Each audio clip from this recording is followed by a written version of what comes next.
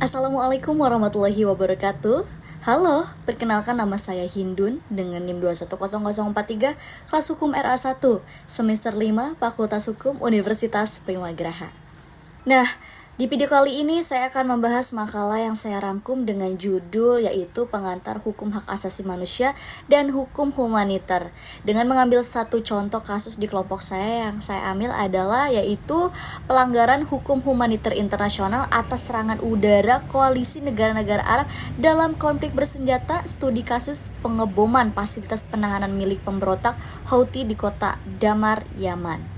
Perlu kita ketahui, hukum humaniter internasional membuat ketentuan-ketentuan bahwa para pihak yang terlibat dalam suatu konflik tidak diperbolehkan menggunakan senjata tertentu, serta cara-cara yang bertentangan dengan hukum humaniter internasional dalam peperangan. Nah, pembatasan ini didasarkan pada dua ketentuan. Yang pertama, ada ketentuan tentang prinsip-prinsip umum mengenai persenjataan yang sudah dikembangkan, dan yang kedua, tentang sejumlah larangan khusus atau setiap perbatasan yang telah disepakati sebagai suatu bentuk tertentu dari pengembangan persenjataan atau metode peperangan.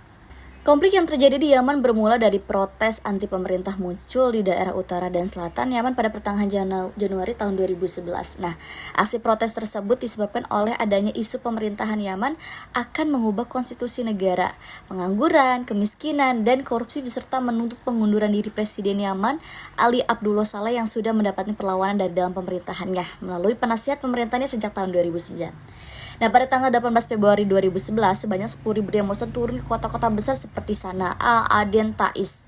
Nah, konflik perang di sipil di Yaman ini berparah dengan adanya intervensi Arab Saudi yang koalisinya yang dirasakan pada tanggal 25 Maret tahun 2015 sebagai bentuk operasi militer. Nah, di mana Arab Saudi kemudian membentuk koalisi dengan 10 negara lain untuk melakukan serangkaian serangan udara ke Yaman, Yordania, Sudan, Maroko, dan Uni Emirat Arab atau UAE.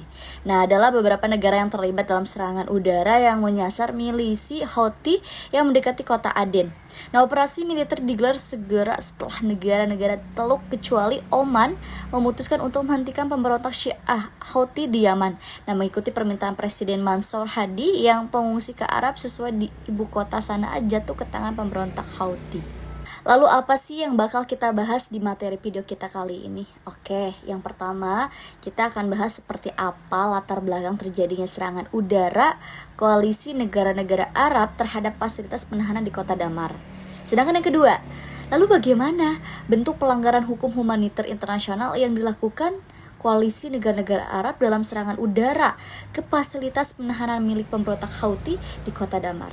Oke, untuk itu yuk simak video ini sampai selesai nanti. Oke, yang pertama, latar belakang terjadinya serangan udara koalisi negara-negara Arab terhadap fasilitas penahanan di kota Damar. Nah, diingatkan bahwa pada tanggal 25 Agustus tahun 2019, pemberontak Houthi melancarkan serangan balasan dengan kode Operation Victory from Good dengan menyerang pasukan koalisi dalam milisi dan pro-Saudi untuk mengambil alih kembali wilayah yang terjadi yang telah direbut oleh koalisi negara-negara Arab di wilayah utara Yaman. Nah, operasi balasan tersebut telah berhasil sehingga pasukan koalisi dan misi atau milisi pro-koalisi ini dapat dikepung oleh pemberontak Houthi.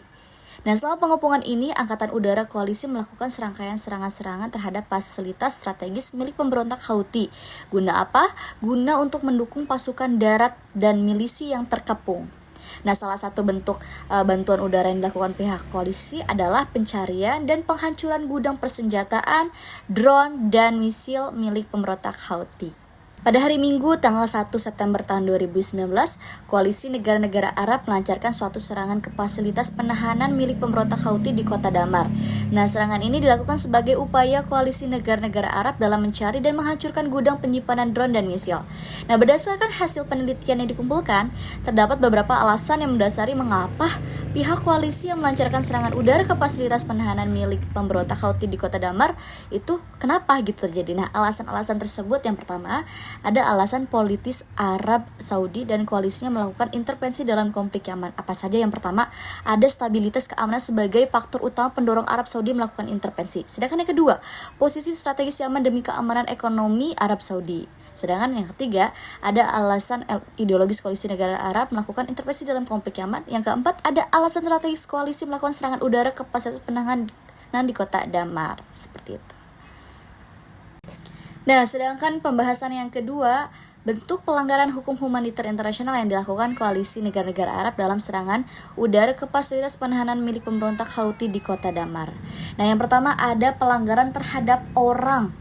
Nah, serangan udara yang dilakukan pihak koalisi negara Arab dalam kasus ini merenggut nyawa hingga lebih dari 100 orang yang kebanyakannya diantaranya merupakan non-kombatan, artinya warga sipil, yang merupakan tahanan politik.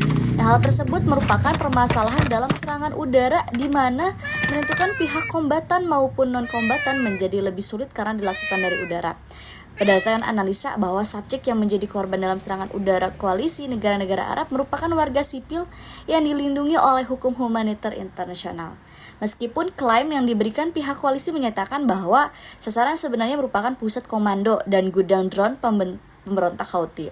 Tetapi fakta yang terjadi di lapangan menunjukkan bahwa korban sebenarnya adalah warga sipil yang merupakan tahanan politik. Nah, dapat simpulkan nih bahwa serangan udara yang dilakukan oleh pihak koalisi merupakan suatu pelanggaran hukum humaniter internasional terhadap non-kombatan atau kita sebut dengan warga sipil. Nah, kemudian yang kedua ada tentang pelanggaran terhadap objek, di mana serangan udara yang terjadi pada tanggal 1 September tahun 2019 di kota Damar merupakan serangan paling mematikan oleh pihak koalisi negara-negara Arab selama intervensi mereka dalam konflik Yaman. Nah, pengeboman yang dilakukan oleh pihak koalisi sejatinya menyasar kepada pusat komando dan gudang penyimpanan drone milik pemberontak Houthi. Dalam pembelaannya, bahwa pihak koalisi menyatakan bahwa pemberontak Houthi menggunakan sekolah sebagai fasilitas penahanan bagi para tawanan perang di dalamnya.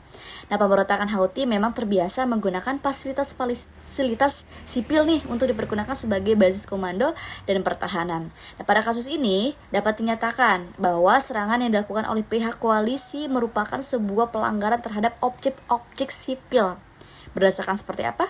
Ada berdasarkan pasal 52 Protokol Tambahan 1 tahun 1977, maka sudah ditentukan apa yang dimaksudkan dengan objek sipil dan sasaran militer, yaitu yang pertama, ada objek-objek sipil bukan merupakan sasaran atau serangan atau tindakan balasan. Nah, objek sipil adalah semua objek yang bukan merupakan sasaran militer yang sebagaimana dimaksud dalam ayat 2. Sedangkan poin yang B, yang kedua, yaitu serangan harus hanya ditujukan pada sasaran militer.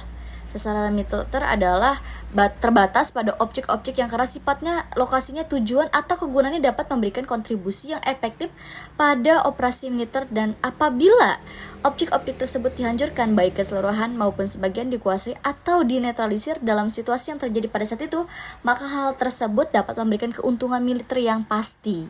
Nah, poin yang ketiga yaitu yang C. Dalam hal terdapat juga seperti keraguan dimana tentang apakah suatu objek biasanya digunakan untuk tujuan-tujuan non-militer seperti tempat ibadah, rumah, atau sekolah yang digunakan untuk memberikan kontribusi yang efektif pada operasi militer. Maka hal demikian harus dianggap sebagai tanda digunakan atau tidak digunakan untuk tujuan-tujuan militer. Berdasarkan ketentuan di atas, maka suatu sasaran militer harus memiliki beberapa syarat tertentu sehingga penghancurannya dapat dibenarkan menurut prinsip-prinsip kepentingan militer. Apa saja sih syaratnya? Yang pertama, ada objek yang karena sifatnya, lokasinya, atau tujuan penggunaannya dapat memberikan kontribusi yang efektif pada operasi militer. Sedangkan yang kedua, ada objek yang apabila dihancurkan seluruhnya maupun sebagian dikuasai atau dinetralisir, maka dapat memberikan keuntungan militer yang pasti. Sedangkan yang ketiga, ada kategori pelanggaran yang dilakukan oleh koalisi negara-negara Arab dalam serangan udara ke fasilitas penahanan milik pemberontak Houthi di kota Damar, yaitu mengenai klausula penjelasan apakah suatu perbuatan disebut pelanggaran hukum humaniter internasional atau bukan gitu. Berdasarkan beberapa pasal berikut dalam Protokol Tambahan 1 tahun 1977, yaitu pasal 85 ayat 1, ayat 2, ayat 3, huruf A dan B, serta ayat 5 Protokol Tambahan 1 tahun 1977. Di mana yang pertama A, ketentuan-ketentuan konvensi tentang penindakan terhadap pelanggaran dan pelanggaran berat yang ditambah dengan bagian ini akan berlaku terhadap penindakan pelanggaran dan pelanggaran berat protokol ini. Poin yang kedua yaitu B, tindakan yang dinyatakan sebagai pelanggaran berat dalam konvensi merupakan pula pelanggaran berat dalam protokol ini apabila dilakukan terhadap orang-orang yang jatuh ke dalam kekuasaan suatu pihak lawan yang dilindungi oleh pasal-pasal 44, 45, dan 73 protokol. atau terhadap yang luka-luka, sakit, dan korban-korban dari pihak lawan yang dilindungi oleh protokol ini, atau terhadap anggota-anggota dinas kesehatan atau dinas keagamaan, di mana satu kesatuannya yang angkutan kesehatan yang berada di bawah pengawasan pihak lawan yang dilindungi oleh protokol ini. Poin yang ketiga yaitu C. Selain daripada pelanggaran berat sebagaimana dimaksud dalam pasal 11, tindakan-tindakan ini di bawah ini akan dianggap sebagai pelanggaran berat dalam protokol apabila dilakukan dengan sengaja, bertentangan dengan ketentuan-ketentuan yang berkaitan dengan protokol ini, dan yang mengakibatkan kematian atau luka-luka parah pada bagian kesehatan. Yang pertama ada menjadikan penduduk sipil, orang sipil, perorangan. Dan yang kedua ada tentang melancarkan suatu serangan gitu kan. Seperti itu. Jadi banyak walaupun tahu bahwa serangan seperti itu akan mengakibatkan korban jiwa yang sangat banyak, melukai orang-orang sipil atau merusak objek-objek sipil yang memang dianggap sebagai kejahatan perang. Oke, jadi kesimpulannya, yang pertama, serangan udara yang dilancarkan koalisi negara-negara Arab yang dipimpin oleh Arab Saudi dilandasi oleh 3 faktor. Yang pertama, ada alasan politis, ideologis, dan strategis. Secara politis, hal ini dilakukan sebagai bentuk intervensi militer Arab Saudi di Yaman sebagai negara yang berupaya mengamankan wilayah dari gejolak revolusi di Timur Tengah terhadap pemerintahan absolut dan otoriter.